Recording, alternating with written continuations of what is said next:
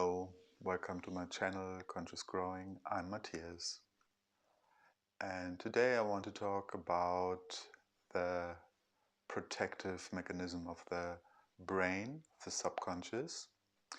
So if you are dealing with chronic pains and if you have ruled out all the checkups with your doctors and health professionals, then this video is for you. So just to make it clear in a few sentences, it's nothing else than a scared brain that is trying to protect us. It's this primal limbic brain that sees threats and maybe at a certain point for a good reason. Maybe you reached a certain threshold in your life, and after this event the brain continues to protect us. And so therefore we build up a relationship with our brain. Means the brain is scared, sending symptoms,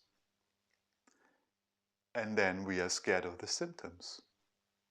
And because we are scared of the symptoms, the protective brain thinks, oh, the threat is going on. This person believes it's a threat. So our actions, behaviors, thinking patterns just continue to be anxious and fearful. And this is what the limbic brain registers. So it thinks it's really important and it continues to send signals of danger. So the work, and this inner work, is to break these patterns, this cycle, because it became a cycle, a so-called fear cycle. And our responsibility is to retrain this scared brain.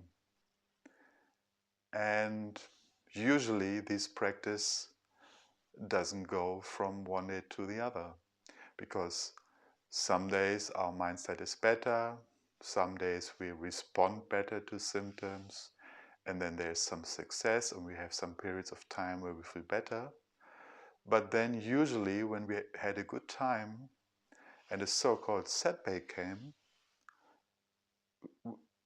we easily get caught up again in this cycle, because when it comes back or when it comes stronger again, then we think, oh no, this is happening again. What have I done wrong? Or we're trying to ruminate and trying to figure things out, and then we're in it again.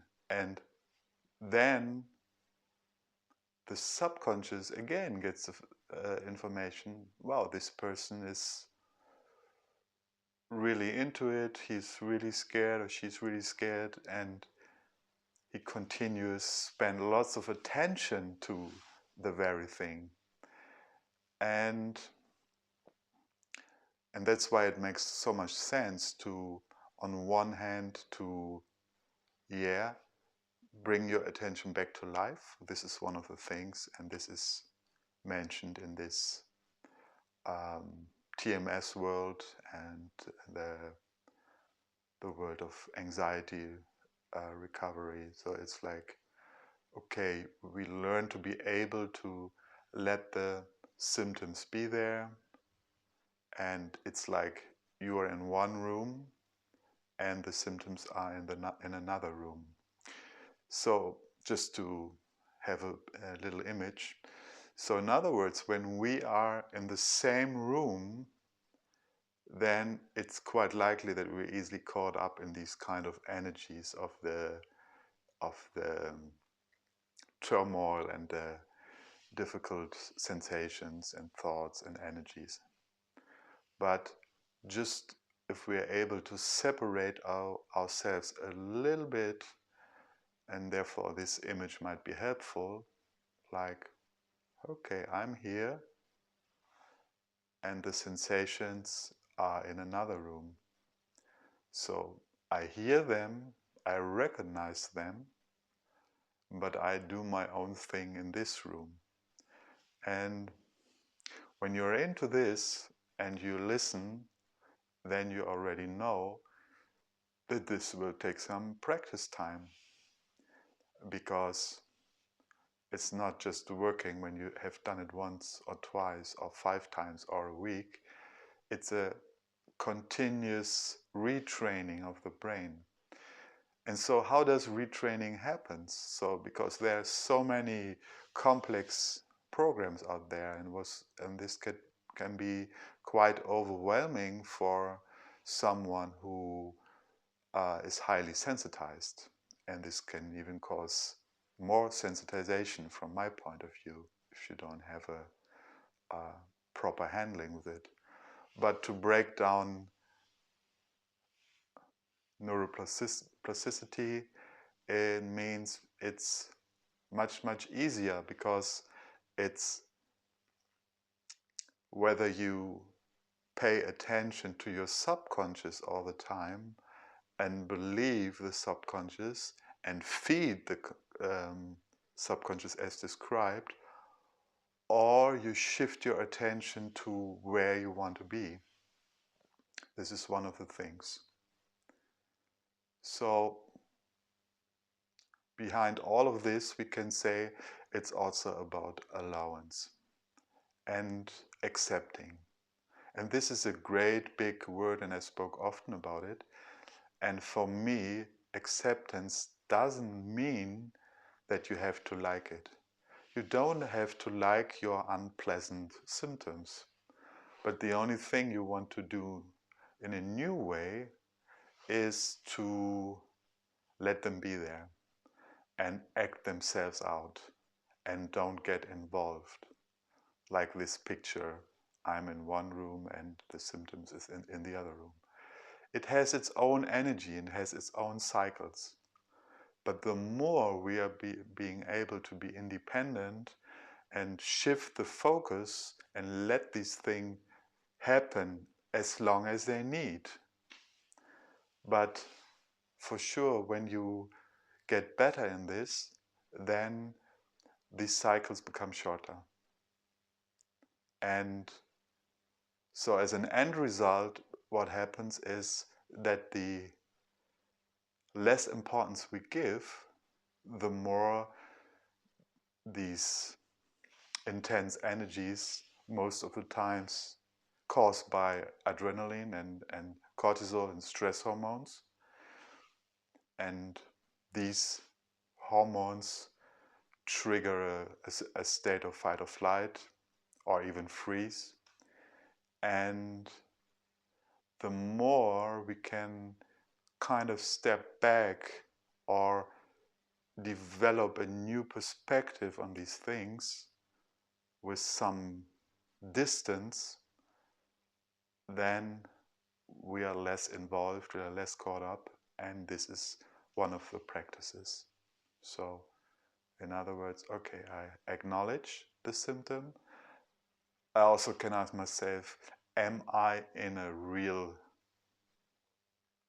dangerous moment when these symptoms come up? For example, I sit on the couch, or I look out of the window, or I walk in the park. Suddenly symptoms come, and then you are able, okay, I acknowledge it, but on the other hand, I verify that it's not dangerous right now. No tiger around, no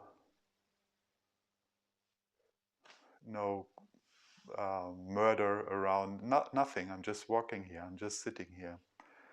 So this is also kind of a new feedback we give, because we see, okay, I'm sitting here and nothing is going to happen.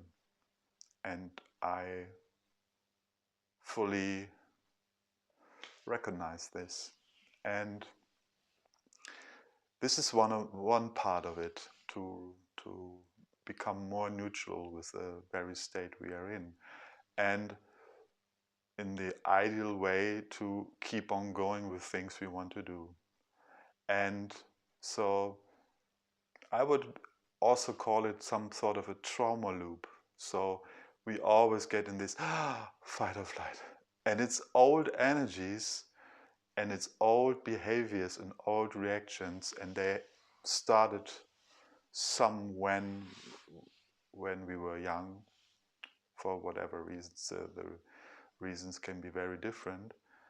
And we learned to act in a very similar, frightened, anxious way as we were childs, and then we developed it. And maybe in the years in between, we didn't realize that these energies were there because we were occupied with life, with responsibilities, and um, yeah, having a family, having a job, taking care for others, even numb ourselves by using alcohol or drugs or watching too much television, whatever it was, a whole combination out of this. And now we reached a point in our life where this all comes up, and it wants to come up, and it wants to expose itself. And the more we are able to let it happen, so it will happen. It's energy that acts itself out and again. And the more we allow, the more we are able to let it go through our system with less resistance, the easier it gets and the less stress is um, experienced. And yeah, and this is one of the things. And the other thing I want to share is one of the more internal exercises I did. And this is something that just might need a few minutes each and every day, because there is the possibility of practicing this, what I was just speaking about, while you're active, while you're doing things, while you make your tea, while you're cleaning your place, while you're having a walk, while you go to the groceries, all these activities, while you meet a friend. You can do this kind of practice and still listening to the one you're with or still being active. And another opportunity is to practice when you are quiet by yourself, maybe when you're sitting somewhere or when you are lying down. And again, we want to understand that the nervous system is sensitized. So everything you experience is in a exaggerated manner. And therefore,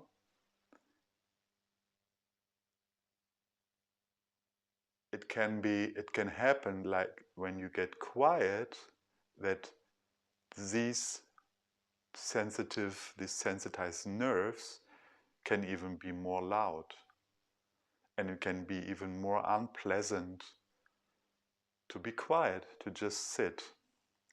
And as I know, some people do meditations and it works quite well for them, but there are others, for them it's hard to bear being quiet. And there are some really helpful exercises like somatic tracking. People use it and it helps them, because what is the purpose? The purpose is to be able to be with the symptoms, to sit with them, lie with them, and try to build a new relationship. So the very first thing is, you don't want to run away from them, because as you might have experienced, when you try to run away, they always get bigger. And on the other hand, when you're too focused on it, they also get bigger. So we have to find something in the middle.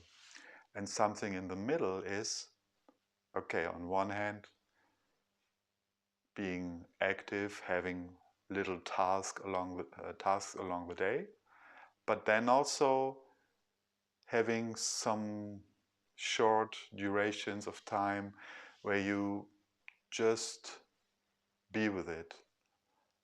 And this just being with it can be very neutral and just saying, okay, I'm lying here, I have these symptoms, I have this adrenaline in my body, and I just allow it to act it out. But then, on the other hand, there's also a mental exercise which I found very helpful, and I still practice it.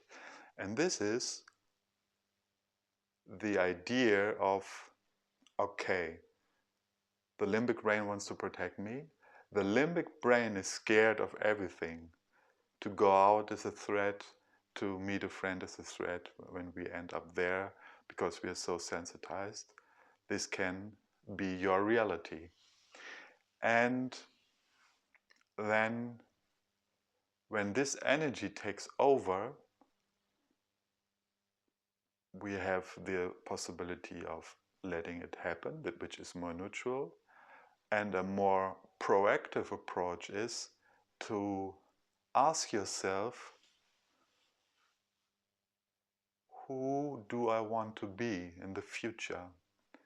How do I see myself in the future?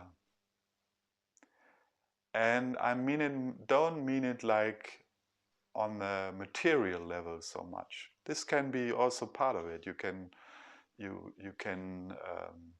imagine yourself like being successful in what you are doing. There's nothing wrong with it. But what I mainly mean is like, what state of mind do you wish for yourself? Like, imagine yourself, and here we come to the field of visualization, and we just see that we see ourselves. I give an example, like I become a calm person, I become a compassionate person, I'm more peaceful, I'm less reactive, I'm more open for new ideas, I'm have more fun and joy in my life, and so on and so on and so on.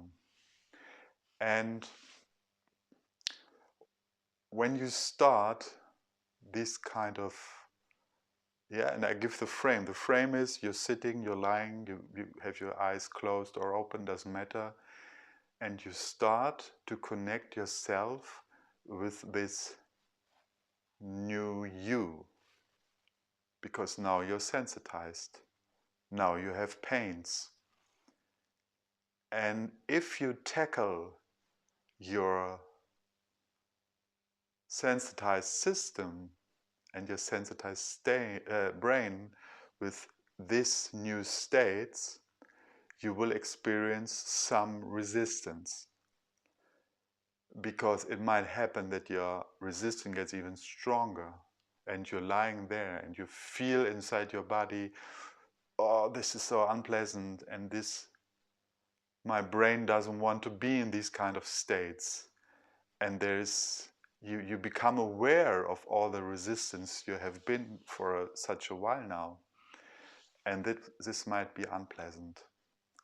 But I really want to encourage you, don't give up at this point, because if you're continuing spending, and I'm really talking about just a few minutes each and every day to have some quiet time with yourself. It can be, you can start with 2 minutes and then maybe prolong it to 5 minutes, and learn to stay in these uncomfortable, unpleasant states. But your focus is not mainly on these unpleasant states. They are there in room number 2, in the next room next door. But you focus on the idea who you want to be. And I know there's lots of stuff of people talk about new manifestations and so on. It definitely has its place. But here it's really something you have to practice. And here's the point, the practice doesn't happen cognitively. Of course, you might say the words, you might describe the person you want to be. Calm, collected, relaxed, compassionate, open-hearted, all these kinds of human being, a real human being. But also, you want to see that you can't convince your scared brain by just words. You want to feel it. You want to show that you really feel it. So therefore it must be more three-dimensional. In other words, you really start to feel, I'm this person I want to be. You start to create these emotions in you. And the more colorful they are and the more three-dimensional they are, like you can see yourself, I don't know, you work with people and everybody is happy, and you enjoy the work you're doing, and you're connected, and you really feel it. And as I said in the beginning, it might not work, it might not happen immediately, and surely it won't. Even there will be more resistance against this. But what I'm talking about here is to create a new habit and new pathways inside your brain, new healthier patterns. And to build these new patterns, we need repetition. And we should also do it when we have good days. We continue this work, just a few moments of your time. Instead of worrying, instead of ruminating, and instead of asking Mr. Google, instead of being sorry for yourself, you empower yourself back and you start this practice. A few minutes a day, just lying down, just see yourself, visualize yourself, who you want to be, and to repeat it and repeat it and repeat it, and you will have success. And maybe sometimes not immediately. Maybe the success of this kind of praxis will happen later, maybe a day later, a few hours later, who knows. This is really open. So really don't do it. Forget about the aim. Don't have the aim to get rid of anything. You just take your power back and you create the life you want to have in small steps. And you don't need to think about it the whole day. There might be difficult moments, there will be, but this is something you can come back to. Establish a new habit. Because, why? As we know, the brain isn't, this part of the brain isn't able to separate if this is a momentary situation. Are you the one already, or are you just creating him? It's like we create some nice chemistry inside of us, and the nervous system is listening always. The nervous system is always listening, always checking what is she, what is he doing? Is he scared? Is he worried? Is he excited? Is he happy? Is he involved in something that gives him good mood and good energies? Everything is recognized and is noticed. And what we want to do is we want to shift our attention and to show that we are not in danger anymore. And therefore we have to create these new patterns. Nobody else can do it for us. You can watch thousands of YouTube videos and you can read lots of books about it, But if you don't change your behaviors, your habits, your thinking patterns, and also your behaviors, you will prolong being in the cycle. And the good news is there is a way out. It is in small steps, and when you come to a setback or to a flare-up of symptoms, it doesn't mean anything other than, okay, I was more back in old habits, in old thinking loops, in old worries, in old ways of reacting, and maybe make myself numb, whatever it was. But if you look back, you always see that is caused by yourself. It's not happening from outside. We are not victims of these circumstances. Even more, we are just at the right place. And the job is to get back to self-empowerment. To say, like, my mindset is strong. I know this feels unpleasant. I don't like it. I don't need to like it. But it's there. And it's not dangerous. It hasn't killed me the last month, the last year, the last years. I'm still here. I don't enjoy my life so much being in these states of chronic symptoms, but to stay there and to feed this loop won't work. So we need some new means, and some of them I described in this video, and they are really powerful. If you use them, you will make success and symptoms will go down. And even when you have setbacks, you realize easier and say, oh, wait a minute, I'm back on these old pathways. And then at a certain point, you don't complain about the setback. You do it in a different way. You can say, to be in a setback is the opportunity to establish these healthy patterns within me. And that's key. And then with time, you don't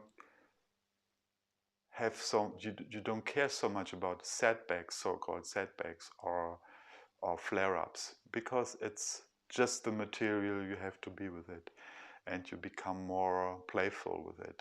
And yeah, you still have difficult moments at times, but they pass faster. So yeah, I hope this stuff makes some sense for you, and I hope it's helpful. So I'm always glad to have some feedback, and also subscribing this little channel with growing content would be lovely. So if you share it with somebody you know who might just need this today, I'm really happy. And yeah, also if you want more support, you can reach out, and in the description you see my webpage, and you can send me a request. This is always possible. This is the latest I'm offering since a few weeks, because I feel confident and clear enough to support someone who is in a similar situation like I was. And so I wish all the best and keep going. You always remember there is a way out of this. It just needs your consistency and your patience, and then it's just a matter of time. And even if you have difficult, dark moments, it's just temporary. It will pass. So keep going, and bye for now.